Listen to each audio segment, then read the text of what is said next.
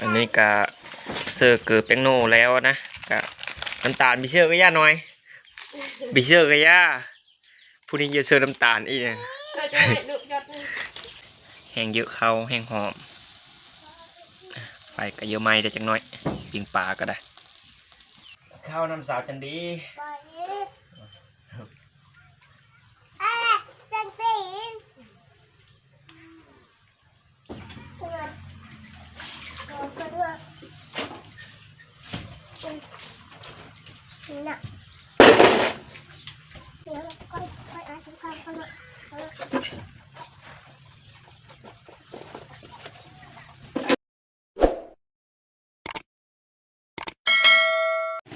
สบายดีและสวัสดี FC ทุกท่านที่ติดตามและนะครับส้มซองของบ่าวเพชรวันนี้คอยกะมาพายนะมาดูป่านะจากสีหูว่าได้หรือไม่ได้ก็ยังไม่รู้จักนะพายครับมันเป็นพายเฮิมเตบนะ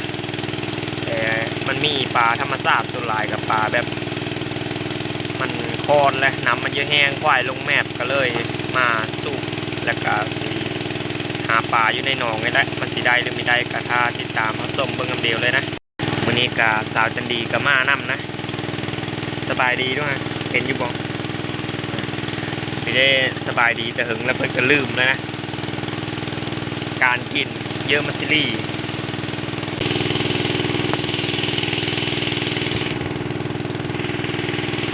บอกกะสีประมาณนี้แหละนี่กะดูไปหึงเติบแล้วนะน่าจะแห้งอยู่แล้วมื้อนี้นะเอามาดูปลานี่กะตอน3 โมงมากกะหลายคนอยู่ดูอยู่คันพายเลยจักก็ได้นี่มันเป็นห้องลงทางลุมผู้กะมีพายเขาเจ้าอีเธอนึงนะเดี๋ยวมาลุ้นเบิ่งนำกันว่าสิได้ปลาหรือไม่ได้นะนี่กะพายไอ้น้องนะเขาเจ้าส่วนมาดูดพายเขาเนาะมีแม่นพายค่อยเนาะซื้อน้ำมันแล้วก็มาดูจากสิได้ปลาไม่ได้ปลาแล้วถ้าเบิ่งนี้ละอันที่เขียวๆนะกับพักแวนทั้งหมดเนี่ยน้ำกายังมีท่านแห้งซ้ำนะนั่นกะลงก้อยน้ำงมปลาแล้วบัดนี้เดี๋ยวมาลุ้นว่ามันสิมีปลาคอใหญ่อยู่บนนะ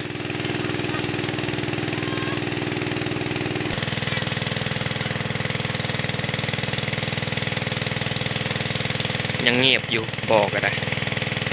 น้ำกะเคยเยอะแห้งแล้วนะ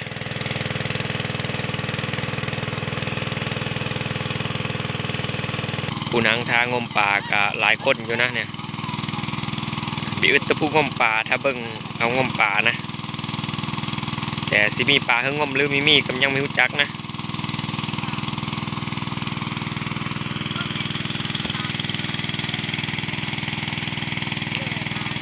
นังกินอย่างเดียวนะมีสนใจก็เพิ่มเลยแซ่บอยู่หน่อยฮะเห็นดิแซ่บอยู่บ่เบิ่งแกมมาเลยถือสวิงลงซ่อนแล้วบัดนี้เอ้ยดกมีแม่นเหรอถือดงขึงลงซ่อนตัวนี้สวิงนี่ตรงปลาน้อยน้ำกำลังยังแห้งแต่ก็ยังลายอยู่นะน้ำกว้างแต่มันตื้นเลย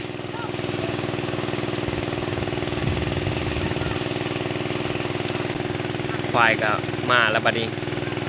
มันเคยแมบน้ำนี่นะหนองนี้มันมีหัวอ้อมมันอาศัยแมบขี้ตมแถวนี้ได้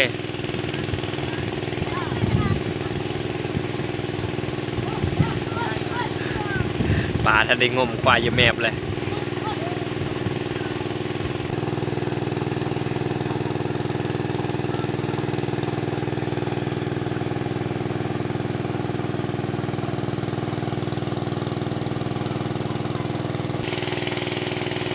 โอ้ปลาเนี่ยปลาดุกเนี่ยปลาดุกจักปลาคอนะไปแล้วปลาคอมีเป็นปลาดุกซ้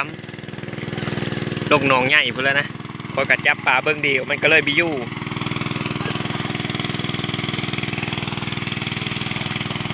ปลาก็น่าจะมีหลายอยู่เนาะแต่น่าจะซนแถวพักแวนนี่ละพักแวนนี่กัดกินได้เลยนะตัวนั้นกันนะปลาใหญ่นะปลาคอเยื่อนะอันจากเยื่อจำเลยเนาะได้ยินว่าปลาคอเยื่อว่ะแม่นไม่ได้ใช่ปะ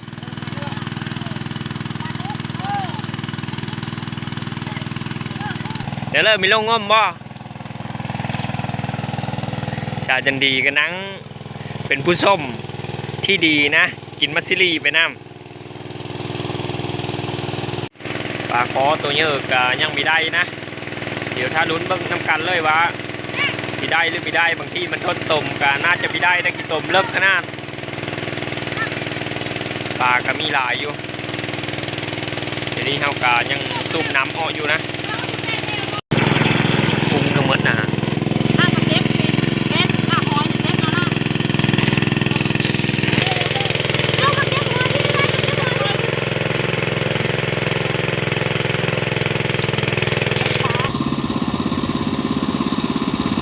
โอ้เอานี่ก็ได้อยู่ได้ปลากันนะ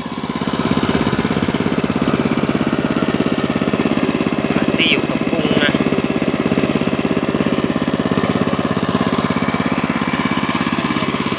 น้ำกายังเลิกอยู่ตรงนี้มันเป็นหนองนะแต่กาดูมีขึ้นแล้วบัดนี้เฮาสิย้ายจักมาพี่บัดนี้ย้ายจักมามงนี้แล้วก็เสื้อสายสูบเอาพุ่นได้นี่ก็ย้ายจักมาตั้งมงนี้นะสูบบัดนี้น่าจะแห้งเพราะว่ามงหันมันเป็นว่างเลิกก็มู่นะเป็นอ่างมงหันนะทุกคนปลาเข็งใหญ่นะพี่กินมันสดๆได้นะก็มีอยู่ในป่าก็ได้กำลังหางมปลาคอก็ได้หลายโตแล้วเสื้อคู่ฮะนะปลาคอใหญ่นะฮะนั่น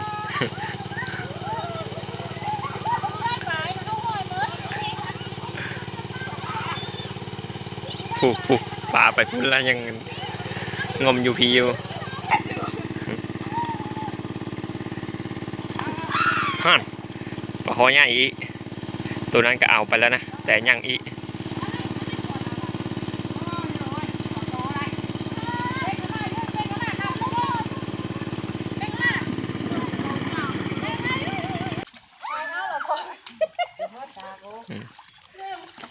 ปลาน้อยก็หลายอยู่เนาะเอาไปได้เนาะดองพละทั้งกุ้งพร้อมปลาใหญ่ก็เบิ่งดูขี้ตมนะเพกนี่ปลามันยังสิขึ้นอีได้นะน้ำมันแห้ง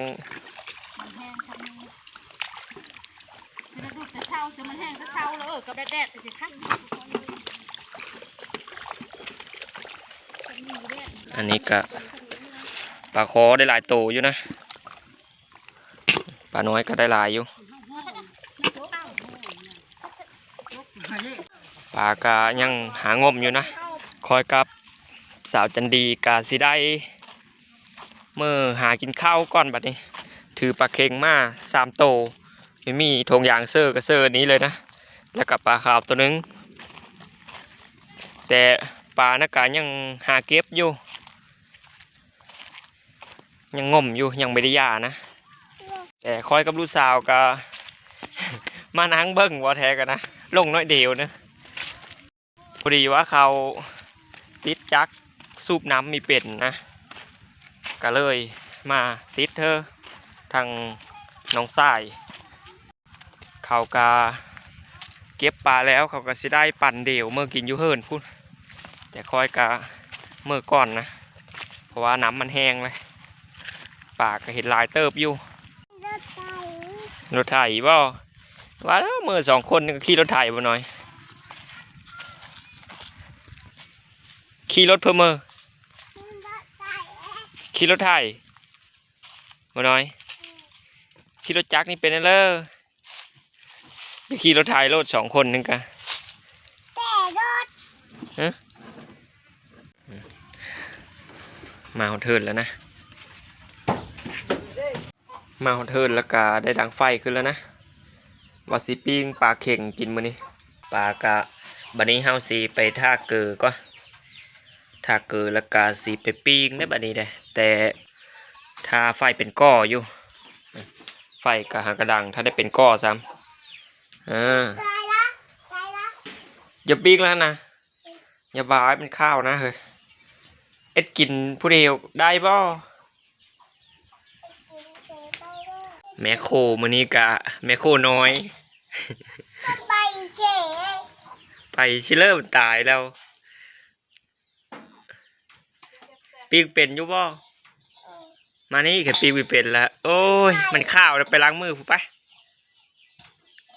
ล้างมือพูดเจ้านะอันนี้กะเซอร์เกลือแป้งโน่แล้วนะกะน้ำตาลบิเชอร์ก็ย่าหน่อยบิเชอร์ก็ย่าผู้นี้จะเซอร์น้ำตาลอีกเอ้าเชื่อเชสูตรสาวจันดีพอแล้ว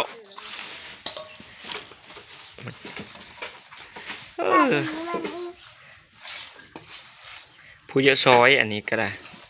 พอแล้วไปล้างมือมาดิ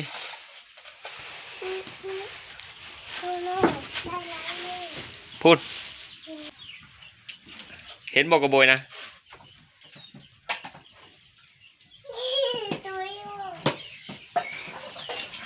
ล้างเป็นบ่ล้างมือนะ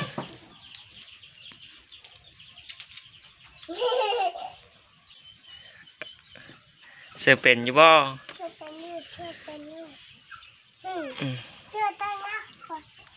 เชื่อแบบนั้นล่ะ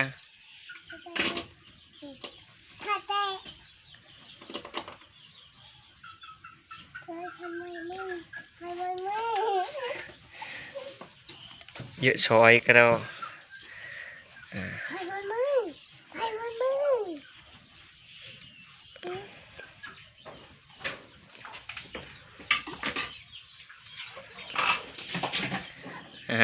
แล้วบัดนี้มีตาท่าอย่างเดียวบัดนี้ท่ามันสุกแล้วก็สิได้กินข้าวแล้วบัดก็ได้ปลดลงตะเข่งแล้วนะอยู่เข่งมันนานสุกก็เลยปลดลงมาหอมขนาดทุกคนเลยปิ้งปลาเข่งแห้งเยอะเข้าแห้งหอมไปก็เยอะไม่ได้จังน้อยปิ้งปลาก็ได้อีกจังน้อยก็คือสิได้กินละปลาก็สุกแล้วนะสุกจนไหม้ตัวนี้ก็ได้ยังทันได้ตำแจ่ว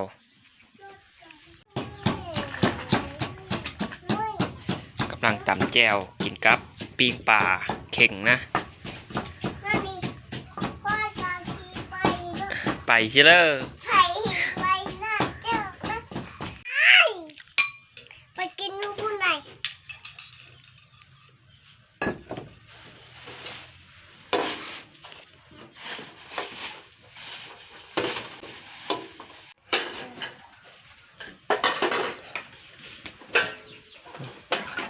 ติบข้าวเด้หน่อยติบข้าวเด้เยอะแห้งเขาบีเอาติ๊บข้าวมากิน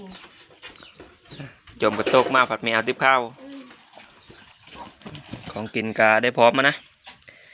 มาทุกคนกินข้าวเทงน้ำกันนะ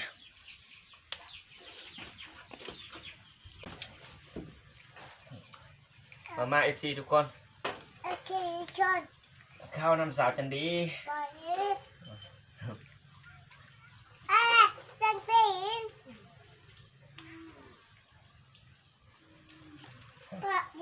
ปิ้งปลาเค็งแซ่บๆเลย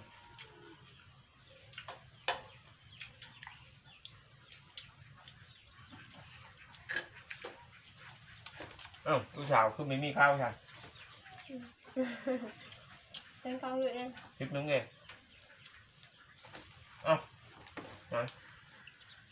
เอาข้าวมา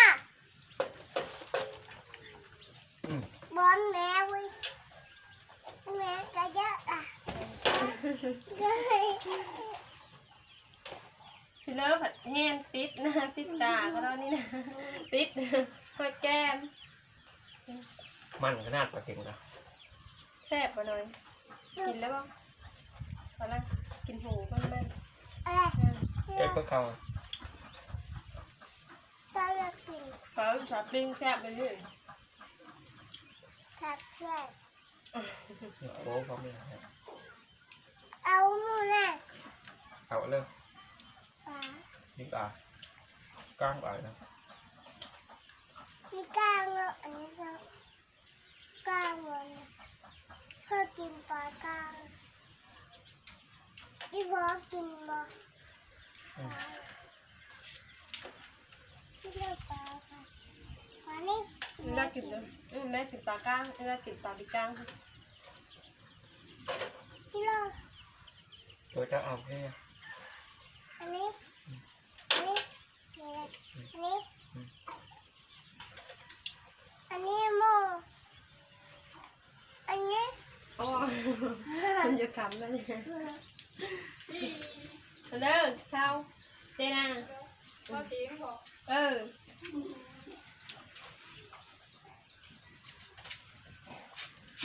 กินข้าวก็มาเต็มเดียวอีกหน่อย เอาท่านดิ มันเนาะ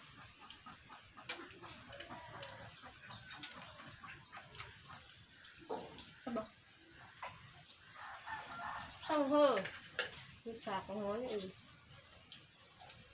เจ้ามาที่ป่า มาจากตึกป่างั้นบ่คือว่าเป็นนางเป้าคือว่า นั่นไปเบิ่งทางที่นอน นี่ที่ป่า ที่ป่าได้ตัวผม ที่ป่ากันหน้าว่าเพ็บหน้าโป๊กับแป้งหุ่นแฮะเจ้า ก็เจ้าก็ว่าเป็นนางก็ บ้าปลาหมูกะปลากะ ป้อนเนาะเพื่อดิป้อนพระเจ้ากินแทนนกเนาะแทนนกอยู่ข้างบนป้อน เพื่อนเราก็ด้วยน่ะเดี๋ยวค่อยอ่านถึงข้าวก็เนาะ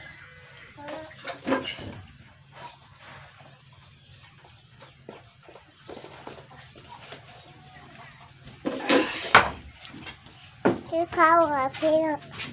ไปฮิ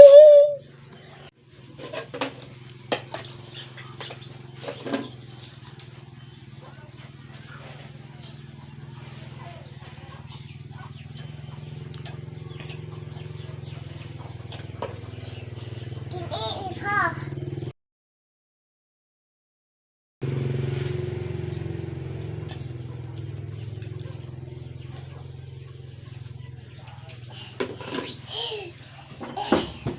สาวจันดีก็กินข้าวกินน้ำแล้วก็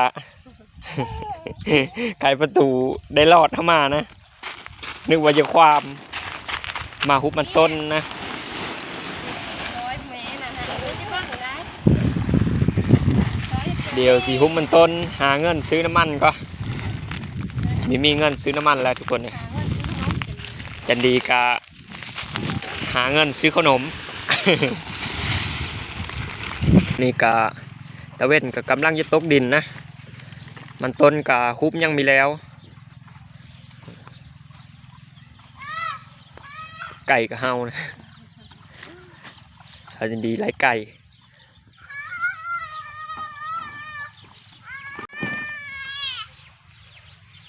นกทั้งหมดนะ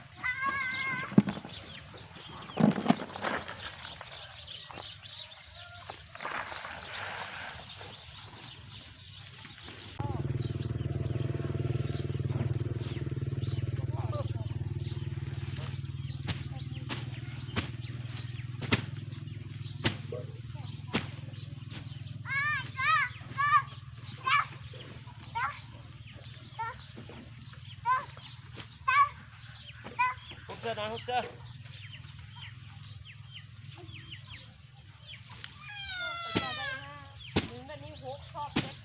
มันต้นกะหือยังมีแล้วอยู่นะกะค้ำนะทุกคนเลยสันคลิปนี้กะสีเอาไว้สำนี้ก่อนนะทุกคนนะขอขอบเจอหลายๆที่ติดตามแล้วก็รับส้มเดี๋ยวพบพอกันไหม ในมื้อหน้าสำหรับมื้อนี้ก็ขอขอบคุณขอบเจอหลายๆ